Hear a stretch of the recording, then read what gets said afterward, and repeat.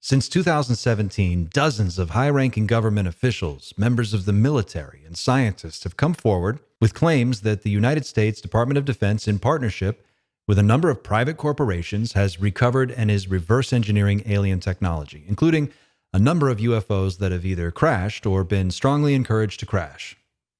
The Unidentified Anomalous Phenomena Disclosure Act is bipartisan legislation sponsored by Senate Majority Leader Chuck Schumer and co-sponsored by 3 Republican and 2 Democratic senators, which reasserts congressional oversight and control over recovered technologies of unknown origin, currently held by these defense contractors, and brings transparency to the issue by gradually revealing the existence of non-human intelligences to the public. The Schumer Amendment would establish an independent panel, and this group, which is kind of like an all-star team of experts from across disciplines, would have access to the people and the material in the program, and they'd be able to review it and then make a determination on how that stuff would get disclosed to the public. But in order to make this whole thing work, the disclosure panel needs to have access to the people who have worked on the program and the material that they've actually been working on. So like all those people out at S4 that are going to work every day and clocking in and then working on UFOs, the disclosure panel needs to have access to those people, and it needs to also see the UFO, right? To do this, the Schumer Amendment includes a few different pieces of language. One of them concerns subpoena power, which gives the disclosure panel the ability to have the Attorney General subpoena witnesses, which could be employees of private contractors, it could be members of the federal government, anybody, to testify under oath about what they know and what they have worked on. And this would override any NDAs, so there would be no more excuses. The disclosure panel would finally be able to get to the bottom of who is doing what on this program. So the second piece of language concerns eminent domain, which would give the federal government the power to go into any facility, anywhere that has alien technology and seize that technology to put it under federal government control. Sounds great, but the military-industrial complex doesn't like to be told what to do, and they are pushing back hard. And this week, the Schumer Amendment came under fire, and it looks like it's in danger of being gutted of the language that makes it effective in the first place. Specifically, Representatives Mike Turner and Mike Rogers are concerned about the subpoena power and the eminent domain clause. They want to see all that stuff taken out, which would basically remove all the teeth from the bill.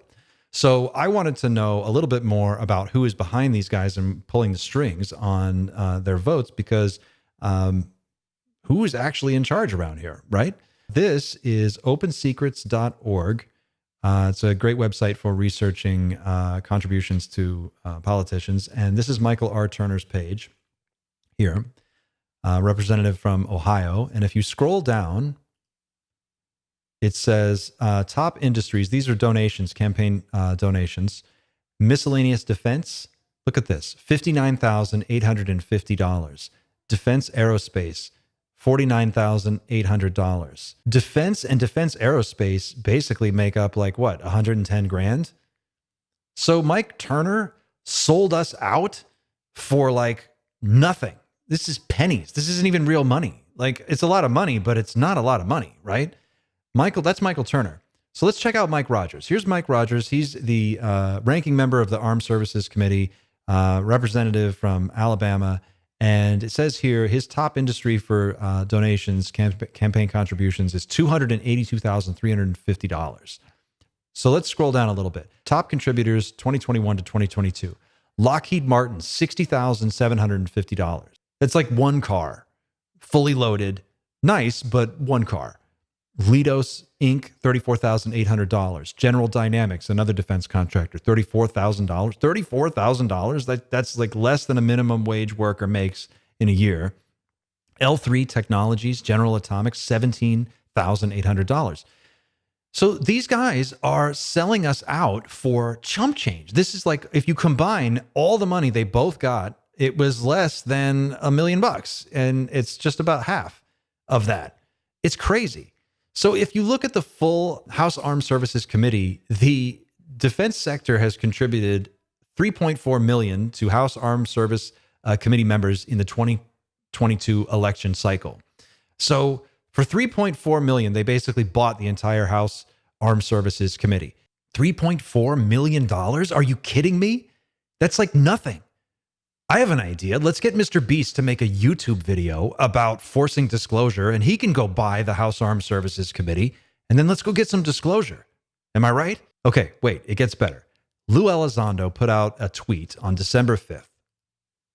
And in that tweet, he said, "Have no fear. We already have a plan B, a plan C, and so forth. We now know where the vulnerabilities of the beachhead lie and where the incoming fire is from. This is extremely important and valuable for disclosure."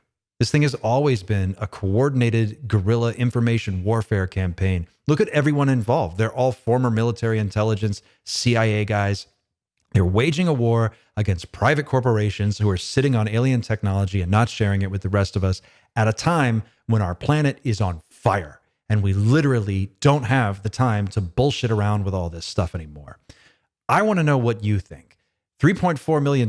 Is it a lot of money? Is it not a lot of money? Would Mr. Beast make a YouTube video about forcing disclosure? Is Lou Elizondo out of his mind? I think this thing has just shifted into the next gear. I think we're about to roll into the next phase. I think it's all just now getting started and heating up. What do you think? Let me know in the comments. And don't forget to like, share, and subscribe. It's a heavy lift to build this channel. I'm on the road to 1,000 subscribers. I can't even get monetized until I get to 1,000 subscribers. So do your part and help me help you by subscribing. Thanks for watching. I'll see you on the next one. Keep looking up.